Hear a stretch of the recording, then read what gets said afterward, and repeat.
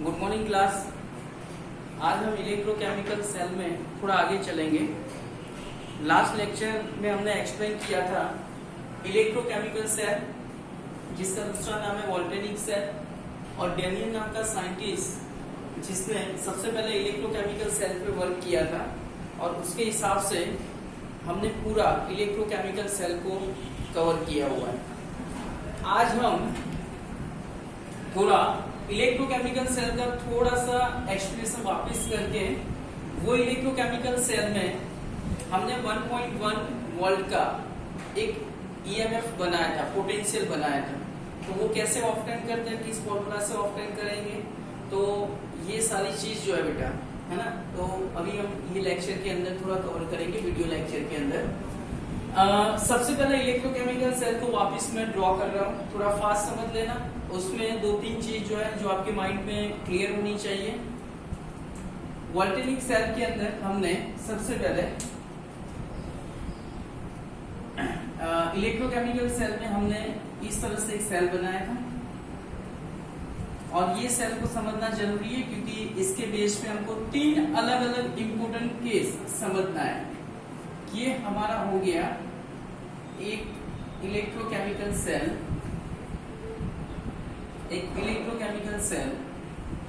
जिसमें दो half cell की नीड होती है। जैसे लास्ट लेक्चर में हमने पढ़ा था कि भाई ये हाफ सेल के अंदर दो बीकर की नीड होती है। एक बीकर के अंदर हमने एनोड लगा दिया। डेनियल नाम का साइंटिस्ट जो है उसके बेस पे हमने इलेक्ट्रोकेमिकल सेल को एक्सप्लेन किया था। इसीलिए दोनों बीकर के अंदर जो इलेक्ट्रोड हम पुट करेंगे वो डेनियल सेल के हिसाब से होगा। आप अपने हिसाब से ये चीज बना सकते हो, पर ध्यान रखना है, हम थोड़ा थोड़ा समझते जाएंगे। देखिए, ये हमारा एक इलेक्ट्रोड हो गया जो डेनियल सेल के अंदर हमने जिंक इलेक्ट्रोड कंसीडर किया था। इसमें हमने जो इलेक्ट्रोलाइट सॉल्यूशन फिल किया था, जैसे जिंक सल्फेट है, तो यहाँ पे हम लिखेंगे ये Zn+2 का एक्वेस सॉल्यूशन है। यहाँ पे समझो कि दूसरा हाफ सेल हम प्रिपेयर करेंगे जिसमें एक इलेक्ट्रोड की नीड होती है, और डेनियल सेल के हिसाब से कैथोड पे जो कंसीडर किया था वो कॉपर सॉलिड था, और सॉल्यूशन जो कंसीडर किया था Cu+2 aqueous solution, copper sulphate का एक्वा सॉल्यूशन। समझते रहना बेटा। और फिर हमने दोनों इलेक्ट्रोड को एक कॉपर वायर की मदद से ज्वाइंट कर लिया हुआ है। ये कॉपर वायर की मदद से ज्वाइंट किया, और सेल को कंटिन्यूस करने के लिए, मतलब आफ्टर सम टाइम एक सॉल्यूशन पूरा पॉजिटिव बन रहा है, एक सॉल्यूशन पूरा नेगेटिव बन रहा है, उस टाइम पे ये सेल हमारा काम करना बंद करेगा। और उसको वापस वर्किंग में लाने के लिए हमने बीच में एक सॉल्ट ब्रिज को सेट किया था।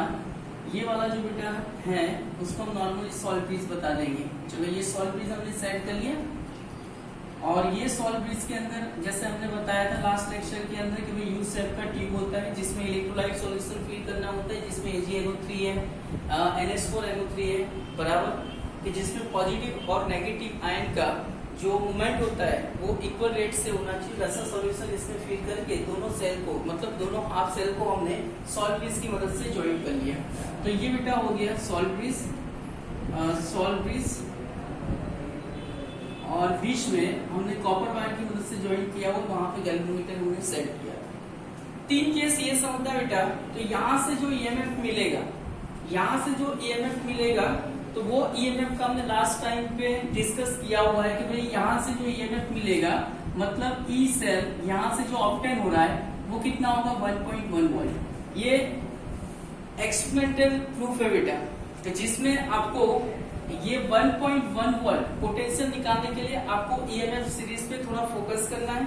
तो मैं आपको धीरे धीरे ईएमएफ सीरीज का मतलब क्या है वो भी समझाता रहूंगा, क्योंकि ईएमएफ सीरीज की हमको नीड रहेगी। क्योंकि 1.1 वोल्ट कैसे बन रहा है हम बाद में डिस्कस करेंगे। भाई ये सेल का 1.1 वोल्ट मैक्सिमम वोल्टेज यहाँ से कितना ऑपरेट होगा, 1.1 वोल्ट। जब आप हाफ सेल के हिसाब से जिंक कंसीडर करोगे, हाफ सेल के हिसाब से कॉपर कंसीडर करोगे, और जिंक और कॉपर का हाफ सेल आप कनेक्टेड करके जो इलेक्ट्रोकेमिकल सेल बना रहे हो, वहां से मैक्सिमम पोटेंशियल कितना मिलेगा, 1.1 वोल्ट। तो ये केस में बेटा हमारा जो जिंक है वो एनोड के हिसाब से कंसीडर करेंगे, और कॉपर को कैथोड के हिसाब से कंसीडर करोगे। चलो, इतना क्लियर हो गया। ओके, अभी ये वाला जो सेल बना हमारा इलेक्ट्रोकेमिकल सेल, जिसको लिखने का भी हमने मेथड बताया था कि भाई आपको ध्यान रखना, ये पॉइंट थोड़ा इंपॉर्टेंट है। The representation of cell, representation of given Daniel cell, तो ऊपर का जो सेल बना है उसका रिप्रेजेंटेशन आपको सिंबॉलिक रिप्रेजेंटेशन करना है। तो सिंबॉलिक रिप्रेजेंटेशन में दो तीन चीज ध्यान रखना है जो माइंड में, कि हमारा जो लेफ्ट साइड होता है वहां पे हम नॉर्मली किसको कंसीडर करेंगे, एनोड। बीच में मेरा जो सॉल्व पीस था उसके लिए हमने डबल वर्टिकल लाइन कंसीडर किया था, और डबल वर्टिकल लाइन के बाद तुरंत राइट साइड पे हमको कैथोड कंसीडर करना है। तो एनोड, तो ये वाला जो एनोड है उसका एक हाफ सेल बनेगा, ये कैथोड हो गया, ये कैथोड वाला जो सिस्टम है उसके लिए एक हाफ सेल बनेगा। तो एनोड जिसमें हमने बताया था बेटा, एनोड जो होता है वहां पे ऑलवेज क्या होगा, तो एनोड पे होता है ऑक्सीडेशन, और कैथोड पे नॉर्मली क्या होता है बेटा, रिडक्शन होता है। तो आपको जब भी सेल को रिप्रेजेंटेशन करना है, एनोड पे ऑक्सीडेशन वाला रिएक्शन लिखना है, कैथोड पे रिडक्शन वाला रिएक्शन लिखना है। तो आपका ये सेल का रिप्रेजेंटेशन करना है, तो एनोड पे ऑक्सीडेशन हो रहा है, एनोड पे कौन है बेटा, जिंक। तो जिंक का ऑक्सीडेशन का मतलब क्या होता है, जिंक सॉलिड नॉर्मली किस में कन्वर्ट होगा, Zn+2 एक्वस सॉल्यूशन। इसका मतलब क्या होता है बेटा, ये जो जिंक हमने उस टाइम पे भी बोला था कि इसका वेट करके आपको बीकर के अंदर रखना है ना, तो धीरे धीरे उसका ऑक्सीडेशन हुआ, तो ये जिंक जो है उसका वेट आफ्टर सम टाइम क्या हो गया, कम हो गया। इसका मतलब क्या हो रहा है, ये जिंक सॉलिड सॉल्यूशन के अंदर डिसॉल्व हो रहा है। इसका मतलब ये हो गया zinc solid converted in Zn+2 by losing of 2 electron. Okay, बीच में बेटा सॉल्वेंट को सेट किया हुआ है। अभी ये कैथोड है, कैथोड पे क्या हो रहा है, रिडक्शन होगा, और रिडक्शन किसका होगा बेटा, कॉपर। और जब भी मेटल का रिडक्शन लिखना होता है तो मैंने दो चीज आपको बताया था उस टाइम पे, वापस एक बार बता रहा हूं कि मेटल का ऑक्सीडेशन, जो भी मेटल होता है उसका ऑक्सीडेशन होगा, तो metal solid converted in M+N bye losing of N electron. और वही मेटल का अगर आपको रिडक्शन लिखना है तो रिडक्शन में क्या होगा, तो रिडक्शन ऑलवेज मेटल आयन का होगा, मतलब M+N N इलेक्ट्रॉन गेन करके वो मेटल सॉलिड में कन्वर्ट होगा। तो आपको दो चीज याद रखना है, कोई भी मेटल है अगर उसका ऑक्सीडेशन करना है तो आपको मेटल आयन बनाना है, और रिडक्शन की बात हो रही है तो मेटल आयन को किस में कन्वर्ट करना है, मेटल में कन्वर्ट करना है। तो ये मेटल जिंक है, तो जिंक का ऑक्सीडेशन मतलब जिंक सॉलिड को हमको आयंस में कन्वर्ट करना है, और रिडक्शन का मतलब क्या हो जाएगा बेटा, मेटल आयन। मेटल आयन में कौन है, कॉपर+2, जो नॉर्मली किस में कन्वर्ट होगा, कॉपर सॉलिड। तो ये बेटा एनोड है, तो एनोड को हम नॉर्मली क्या कंसीडर करेंगे, नेगेटिव, और कैथोड को नॉर्मली क्या कंसीडर करोगे, पॉजिटिव। तो ये बेटा हाफ सेल हो गया। जो लास्ट टाइम में, लास्ट लेक्चर में हमने इलेक्ट्रोकेमिकल सेल का जो एक्सप्लेनेशन पढ़ा था, वो एक्सप्लेनेशन को हमने फिगर फॉर्म में ले लिया, और उसका representation, symbolic representation of cell, ये काम कर दिया। ये एनोड मतलब एक हाफ ऑक्सीडेशन सेल हुआ, जिसका रिप्रेजेंटेशन ऐसे होगा डैनियल सेल के लिए, और कैथोड पे क्या हो रहा है, हाफ रिडक्शन रिएक्शन लिखना है, जिसका ये वाला सिस्टम हो जाएगा डैनियल सेल के लिए। और दूसरी चीज है, यहाँ से जो मैक्सिमम वोल्टेज मिल रहा है 1.1 वोल्ट, अभी ये 1.1 वोल्ट को समझने के लिए आपको दो तीन फॉर्मूला जो है वो समझना बेटा। तो यहाँ पे सबसे पहले क्या होगा, number 1, E cell is equal to क्या होगा बेटा, E reduction minus E naught reduction. Number 2, E cell is equal to E naught oxidation minus E naught oxidation. ध्यान इतना रखना बेटा कि ई नॉट सेल फाइंड करने के लिए ये अभी आपके लिए नया फॉर्मूला है, पर ये फॉर्मूला को समझना जरूरी है। E naught cell is equal to क्या होगा, E naught reduction minus reduction. E naught cell is equal to E naught oxidation minus oxidation. मतलब ये 1.1 वोल्ट निकालने के लिए आपके पास दो रास्ते हैं, या तो दोनों हाफ सेल को रिडक्शन रिएक्शन के हिसाब से कंसीडर करो, या तो दोनों हाफ सेल को ऑक्सीडेशन के हिसाब से कंसीडर करो। पर ध्यान इतना रखना बेटा, हम एक स्टैंडर्ड फॉर्म में चलेंगे। हमारे पास एक ईएमएफ सीरीज होता है, एक ईएमएफ सीरीज है, और ये ईएमएफ सीरीज बनाने के लिए आपके टेक्स्ट बुक में एक पूरा ईएमएफ सीरीज का एक पूरा इस तरह का बेटा टेक्स्ट बुक के अंदर ईएमएफ सीरीज का पूरा एक टेबल दिया हुआ है। ये टेबल के अंदर आप देखोगे कि भाई इसमें सारे रिएक्शन जो है रिडक्शन रिएक्शन कंसीडर किया हुआ है, और यहाँ पे जो पोटेंशियल दिया हुआ है वो पोटेंशियल को हम बोलेंगे रिडक्शन पोटेंशियल। तो हमको ईएमएफ सीरीज का हेल्प लेना है, और ईएमएफ सीरीज जो होता है उसमें सिर्फ और सिर्फ रिडक्शन रिएक्शन की बात बताई हुई है, और रिडक्शन रिएक्शन के साथ जुड़ा हुआ पोटेंशियल कौन सा होगा, रिडक्शन पोटेंशियल होगा। तो यहाँ पे दो फॉर्मूला है, मैं दोनों चीज आपको अच्छी तरह से समझा रहा हूँ बेटा, समझो। E naught cell is equal to E naught reduction minus reduction, E naught cell is equal to E naught oxidation minus oxidation. पर बेटा ध्यान इतना रखना है कि रिडक्शन ऑलवेज कहाँ पे होगा, कैथोड। तो हमको सबसे पहले यहाँ पे कैथोड वाला जो इलेक्ट्रॉन है उसको प्रायोरिटी देना है, और फिर बाद में क्या होगा, एनोड। ऑक्सीडेशन में सबसे पहले किसको प्रायोरिटी दोगे बेटा, एनोड, और ऑक्सीडेशन बाद में क्या होगा, कैथोड। तो आपको ध्यान इतना रखना बेटा, मिस्टेक ना हो जाए फॉर्मूला के अंदर। E naught cell is equal to E naught reduction minus reduction हो गया। रिडक्शन कहाँ पे कंसीडर करना है, कैथोड माइनस एनोड हो जाएगा। इनॉट सेल इज इक्वल टू क्या होगा बेटा, इनॉट ऑक्सीडेशन माइनस ऑक्सीडेशन, पर ऑक्सीडेशन सबसे पहले क्या होगा बेटा, एनोड पे, तो एनोड माइनस कैथोड।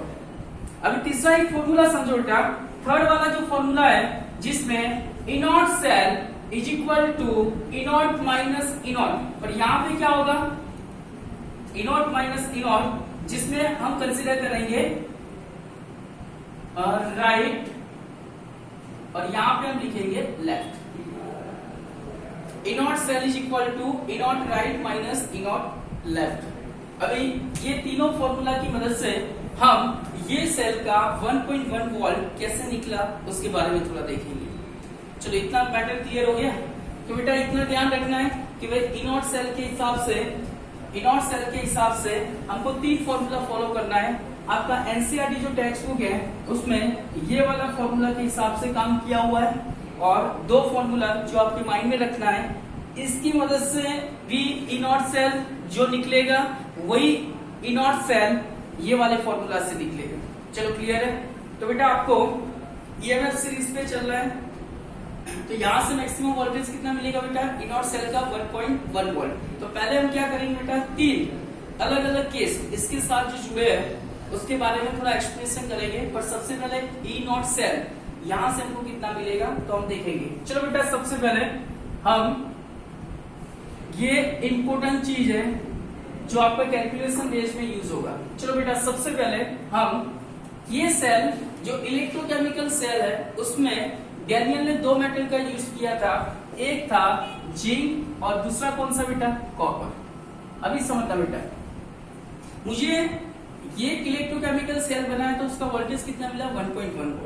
अभी 1.1 वोल्ट कैसे फाइंड करना है उसके बारे में थोड़ा हम देख लेंगे बेटा।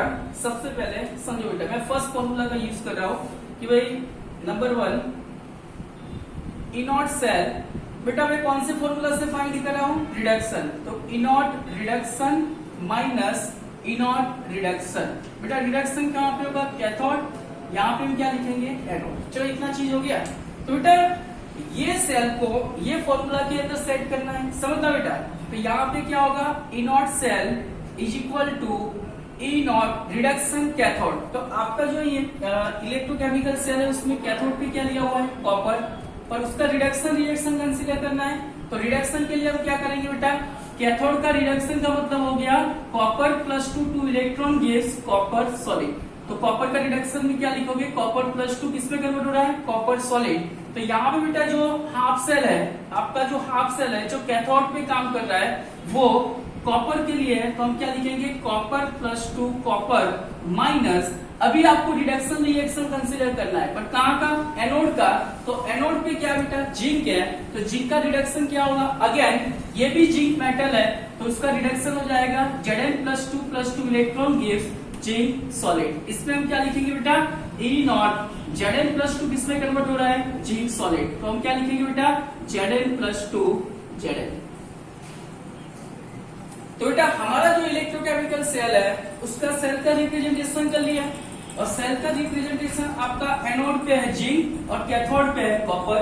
और ध्यान इतना रखना है कि एनोड पे ऑक्सीडेशन भले हो रहा है पर आपका फॉर्मूला रिडक्शन बेस पे काम कर रहा है, तो आपको दोनों मेटल का सिर्फ और सिर्फ रिडक्शन रिएक्शन के हिसाब से यहाँ पे जो हमने लिखा E nought copper plus 2 copper का मतलब होगा रिडक्शन पोटेंशियल ऑफ कॉपर, और ये Zn प्लस 2 Zn का मतलब होगा रिडक्शन पोटेंशियल ऑफ जिंक। अभी सर हम क्या करेंगे, ये दोनों वैल्यू कि भाई हमको E नॉट सेल फाइंड करना है, तो हमारे पास दोनों हाफ सेल, जो दोनों half cell reduction reaction consider कर रहे हैं और दोनों हाफ सेल का रिडक्शन पोटेंशियल चाहिए।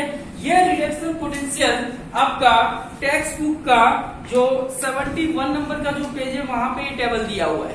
अभी समझो बेटा, मुझे दो चीज की नीड है, ये स्टैंडर्ड चीज है जो ईएमएफ सीरीज में होगा, और ये वैल्यू की मदद से आपको यहाँ से E नॉट सेल फाइंड करना है, अपने घर का वैल्यू पुट अप नहीं करना है। देखो बेटा यहाँ पे क्या होगा कि मुझे नीड है ये वाला, तो मैं लिखू E nought copper plus 2 copper, और एक हो जाएगा E not Zn plus 2 Zn। ध्यान रखना बेटा, तो मेरा कॉपर प्लस 2 कॉपर एक रिडक्शन रिएक्शन है, और उसके साथ जुड़ा हुआ पोटेंशियल हमारा क्या होगा, रिडक्शन पोटेंशियल होगा।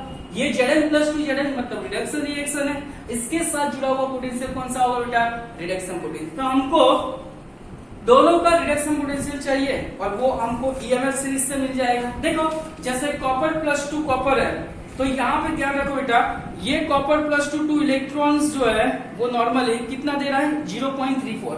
इसका मतलब क्या हो गया, कॉपर प्लस 2 कॉपर वाला जो रिडक्शन पोटेंशियल है 0.341, और Zn प्लस 2 Zn का हो जाएगा, Zn प्लस 2 Zn का हो जाएगा बेटा, यहाँ पे जिंक का दिया होगा, जैसे ये हो गया -0.76, तो इसका है -0.76 वोल्ट। ध्यान रखना बेटा, ये दोनों चीज हो गए। हमको ये फाइंड करना है कि सर ये पूरा इलेक्ट्रोकेमिकल सेल आपने पढ़ा, पर ये 1.1 वोल्ट क्यों मिला, तो ये 1.1 वोल्ट जो मिल रहा है वो ये मेथड से मिल रहा है। अभी थोड़ा ध्यान रखना बेटा, जैसे हमने ये फॉर्मूला अप्लाई कर लिया, अभी हम क्या करेंगे बेटा,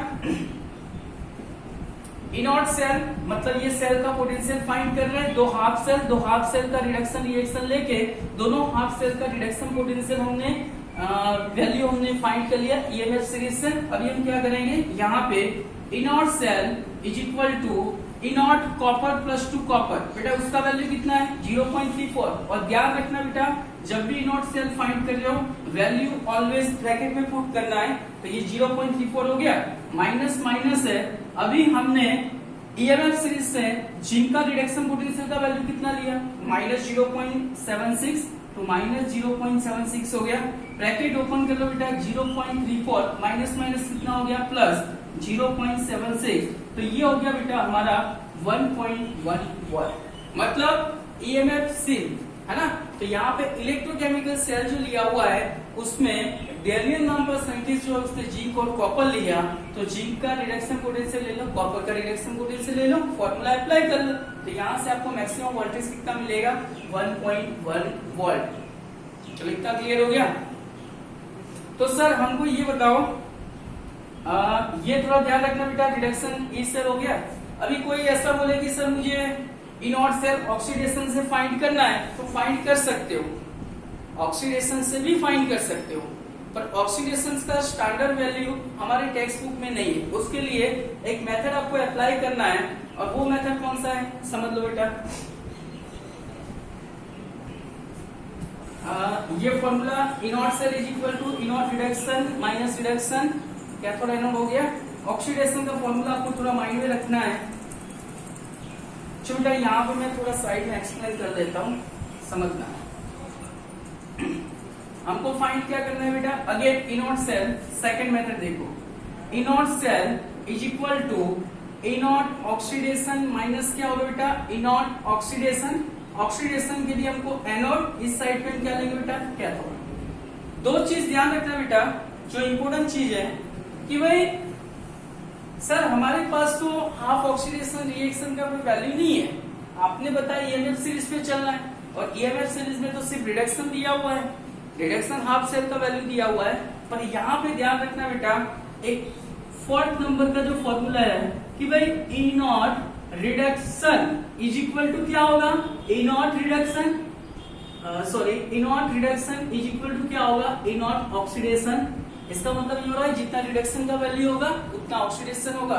पर रिडक्शन का वैल्यू अगर मान लो पॉजिटिव है तो उसका ऑक्सीडेशन का सेम वैल्यू होगा, पर साइन क्या होगी बेटा, चेंज हो जाएगी। तो ये माइनस हो जाएगा, अगर ये माइनस है तो ये प्लस हो जाएगा। इसका मतलब क्या हो बेटा कि समझो ये फॉर्मूला ये सेल के लिए मैं अप्लाई कर रहा हूं, तो यहाँ पे सबसे पहले क्या लिखना है, ऑक्सीडेशन, और प्रायोरिटी सबसे पहले किसको देना है, एनोड। तो एनोड पे कौन है बेटा, जिंक। तो जिंक का ऑक्सीडेशन का मतलब क्या होता है कि भाई जिंक सॉलिड किससे कन्वर्ट होगा, Zn+2+2 इलेक्ट्रॉन। तो यहाँ पे सेल जो है वो सेल में थोड़ा चेंजेस होगा फॉर्मूला में, E nought cell is equal to E nought बेटा ऑक्सीडेशन एनोड, एनोड पे जिंक है, जिंक का ऑक्सीडेशन होगा कि भाई जिंक सॉलिड किसमें कन्वर्ट हो रहा है, तो Zn+2। तो ये हो गया उसका oxidation minus E nought cell. अभी ऑक्सीडेशन का मतलब कैथोड, कैथोड पे कौन है बेटा, कॉपर, और कॉपर सॉलिड उसका भी ऑक्सीडेशन यही मोड में चलेगा। फिर कॉपर सॉलिड किस पे कन्वर्ट हो रहा है, Copper+2। तो मैं यहाँ पे लिख रहा हूँ कॉपर जैसे सॉलिड है, या तो सीधा लिख देते हैं minus E not Copper2 Copper+2। समझ में आ रहा है बेटा।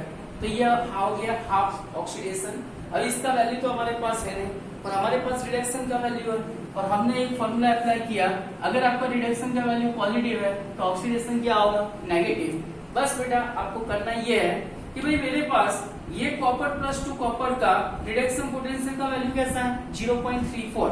तो यहाँ पे बेटा E नॉट Copper2 Copper+2 लेना है, और E नॉट Zn2 Zn+2 लेना है। इसका मतलब क्या होगा, ये आपका रिडक्शन है, अगर रिडक्शन पॉजिटिव है ऑक्सीडेशन क्या हो जाएगा, नेगेटिव। तो हमको पहले ये अप्लाई करना है, 0.34 कैसा होगा बेटा, नेगेटिव। ये बेटा देखो रिडक्शन है जिंक का, तो उसका ऑक्सीडेशन क्या होगा, इसका माइनस वैल्यू है, तो ऑक्सीडेशन क्या होगा, तो 0.76 वोल्ट पॉजिटिव हो जाएगा।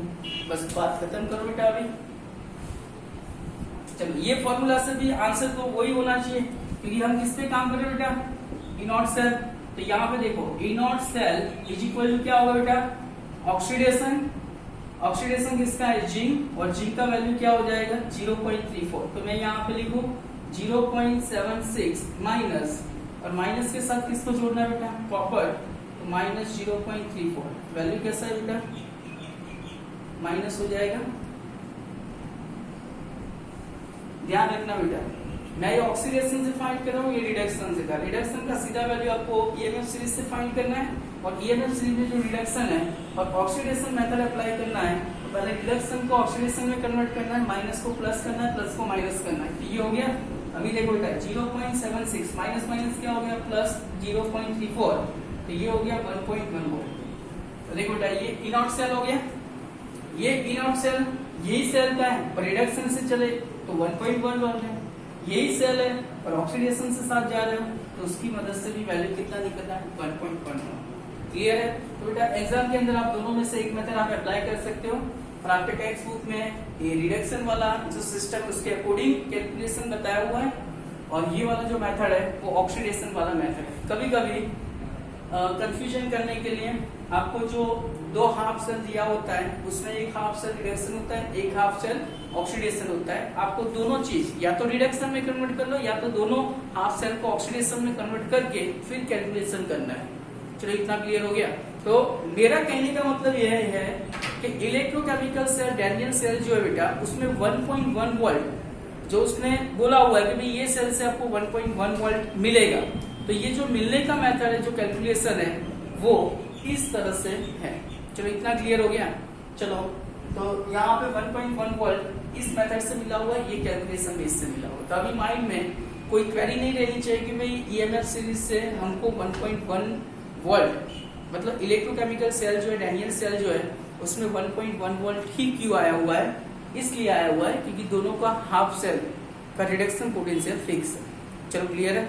मतलब ये कॉपर का स्टैंडर्ड, ये स्टैंडर्ड पोटेंशियल हो गया 0.34 वोल्ट। चाहे इसका वैल्यू यहाँ पे निकालो या तो कोई और जगह पे निकालो, उसका वैल्यू 0.34 स्टैंडर्ड है। चलो क्लियर है। अभी हमको 3 केस पढ़ना है कि भाई ईएमएफ सीरीज जो है उसके अकॉर्डिंग, और ये जो हमारा इलेक्ट्रोकेमिकल सेल है, डैनियल सेल है, उसमें 1.1 वोल्ट आपको जो मिला हुआ है अभी मैं ये क्या कर रहा हूँ कि ये पूरा इलेक्ट्रोकेमिकल सेल का जो रिप्रेजेंटेशन आप देख रहे हो डायग्राम फॉर्म में, फिगर फॉर्म में, ये सर्किट को मैं थोड़ा मॉडिफाई कर रहा हूँ। और मॉडिफाई में क्या कर रहा हूँ कि भाई मुझे क्या करना है कि यहाँ पे 1.1 वोल्ट का अगर आपको पोटेंशियल मिल रहा है तो मैं बाहर से एक एक्सटर्नल बैटरी सेट करूंगा, और वो एक्सटर्नल बैटरी है ना कि जिसको मैं अपने हिसाब से वोल्टेज प्लस भी कर सकता हूँ, माइनस भी कर सकता हूँ, और सेम टू सेम भी रख सकता हूँ। तो ऐसे 3 केस आपको पढ़ना है कि भाई ये इलेक्ट्रोकेमिकल सेल है बेटा, तो उसमें मैक्सिमम वैल्यू कितना मिला आपका, ई नॉट सेल कितना मिला, पोटेंशियल 1.1 वोल्ट मिला। अभी मैं एक्सटर्नल बैटरी इसके साथ जोड़ के एक वोल्टेज में अप्लाई कर रहा हूँ 1.1 वोल्ट से कम, दूसरा अप्लाई करूंगा 1.1 वोल्ट से ज्यादा, और एक जो है इक्वल टू 1.1 रखूंगा। तो ये तीनों केस में नॉर्मली केमिकल रिएक्शन में क्या चेंजेस हो रहा है, इलेक्ट्रॉन और जो करंट है उसके मोमेंटम, उसके डायरेक्शन में क्या चेंजेस हो रहा है, वो तीनों केस समझना जरूरी है एग्जाम के लिए। और नीट के जो क्वेश्चन होते हैं उसमें ये सारी चीज कवर करेगी। चलो बेटा ये मैं निकाल देता हूँ कि 1.1 वोल्ट कैसे मिला।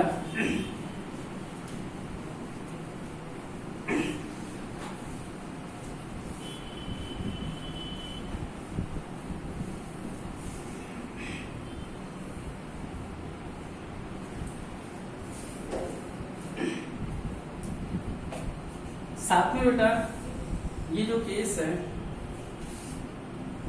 उसको थोड़ा बैलेंस करते जाना, क्योंकि ये फिगर मैं निकाल नहीं रहा हूं, इसको थोड़ा फास्ट कंप्लीट करेंगे।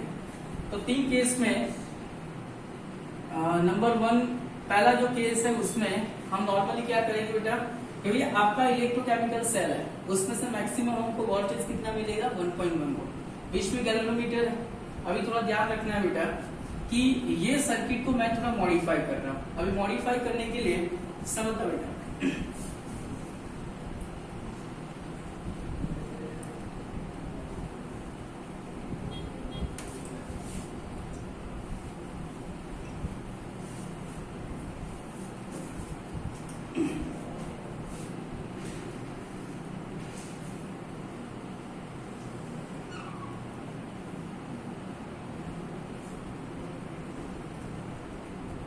ये तो बेटा आपका एक नॉर्मल सर्किट था इलेक्ट्रोकेमिकल से। अभी ये सर्किट को मैं मल्टीप्लाई कर रहा हूँ, मतलब मॉडिफाई कर रहा हूँ। इसमें हम एक्सटर्नल एक बैटरी ज्वाइन करेंगे। केस नंबर 1 आपको समझना बेटा, व्हेन एक्सटर्नल बैटरी ज्वाइन करने से जो एक्सटर्नल वोल्टेज, तो उसको हम ई एक्सटर्नल की मदद से डिनोटेट करेंगे। अगर मैं बैटरी की मदद से आपको जो मिल रहा है, कितना वोल्टेज मिला बेटा, यहाँ से 1.1 वोल्ट, उससे कम वोल्टेज अगर अप्लाई करूं तो when external voltage is less than 1.1 volt.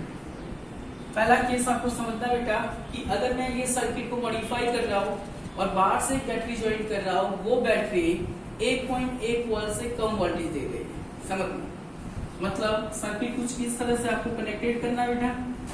मैं ये सर्किट को थोड़ा मॉडिफाई कर रहा हूं, समझना।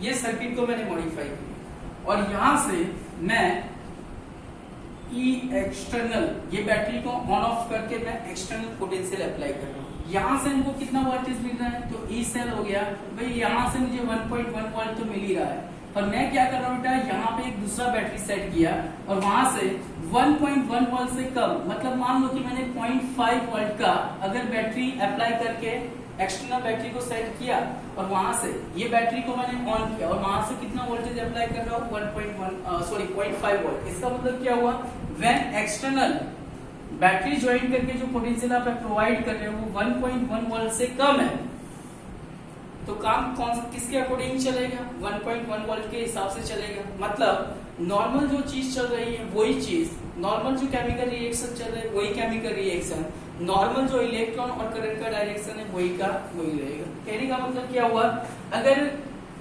मैं सामने से समझो कि 1.1 वोल्ट का फोर्स आ रहा है और मैं 0.5 वोल्ट का फोर्स अप्लाई कर रहा हूं, इसका मतलब क्या होगा, 1.1 वोल्ट के हिसाब से ही काम होगा। मतलब मेरा अप्लाइंग वोल्टेज जो है वो कम है, तो मेरा वोल्टेज ज्यादा वोल्टेज जो आ रहा है उसके अकॉर्डिंग ही काम करेगा। इसका मतलब क्या हुआ, when external voltage is 1.1 volt से कम है, तो नंबर 1 तो क्या होगा बेटा सर्किट के अंदर। तो सबसे पहले आपको एक चीज एक्सप्लेन करना है, electron flow from normal condition, electron flow from. तो बेटा हमारा जो नॉर्मल कंडीशन था, तो नॉर्मल कंडीशन मान लो कि एक्सटर्नल सर्किट जब अप्लाई नहीं किया था तब इसका कंडीशन क्या था, तो उस टाइम पे ये इलेक्ट्रॉन जिंक टू कॉपर जा रहे थे और करंट कहां से कहां पे जा रहा था, कॉपर टू जिंक जा रहा था। तो electron flow from zinc solid electrode to copper solid electrode and current flow from क्या हो जाएगा बेटा करंट का direction, copper solid to zinc solid. तो पहला केस समझ में आ गया बेटा कि जब आप एक्सटर्नल पोटेंशियल जो मिल रहा है उससे कम है, तो जो नॉर्मल रिएक्शन हो रहा है वही रिएक्शन होंगे। मतलब इलेक्ट्रॉन का डायरेक्शन कहां से कहां था, जिंक टू कॉपर, और कॉपर टू जिंक करंट का डायरेक्शन था। ओके चलो, इस तरह का फ्लो हो रहा है, तो उसके साथ साथ में पहला मैं लिखूंगा कि भाई ये नॉर्मल कंडीशन में जब जिंक का ऑक्सीडेशन होगा, जिंक का ऑक्सीडेशन होगा तब जाके इलेक्ट्रॉन जिंक टू कॉपर जाएगा, है ना, और कॉपर टू जिंक करंट का फ्लो होगा। पर ऐसा इलेक्ट्रॉन और करंट का डायरेक्शन होने से हमारे केमिकल रिएक्शन में क्या होगा, तो हमारे केमिकल रिएक्शन में ये हो रहा है कि जब इलेक्ट्रॉन जिंक से निकल रहा है, मतलब जिंक का ऑक्सीडेशन होगा, तो जिंक सॉल्यूशन में क्या हो रहा है, जिंक सॉल्यूशन में डिसॉल्व हो रहा है। और यहाँ पे जो सॉल्यूशन में कॉपर +2 था वो हमने पढ़ा था कि कॉपर +2 डिसॉल्व होगा। तो ऐसा होने से हम लिखेंगे zinc dissolve in solution and copper deposit. मतलब जिंक डिसॉल्व इन सॉल्यूशन नहीं लिखेंगे, zinc dissolve at anode, anode पे जिंक क्या हो रहा है, डिसॉल्व हो रहा है, and copper deposit at cathode. चलो क्लियर हो गया। मतलब ये सॉल्यूशन में जो कॉपर है वो डिपोजिट होगा ये कैथोड पे, और जिंक सॉल्यूशन के अंदर क्या हो रहा है, डिसॉल्व हो रहा है। चलो इतना क्लियर हो गया। ओके अभी मैं सेकंड केस कंसीडर कर रहा हूँ, केस नंबर 2। अभी आपको समझ में आने लगा होगा कि भाई अभी एक्सटर्नल पोटेंशियल आपने 1.1 वोल्ट से कम लगाया, तो अभी हम क्या करेंगे, व्हेन एक्सटर्नल पोटेंशियल जो हम अप्लाई करेंगे बैटरी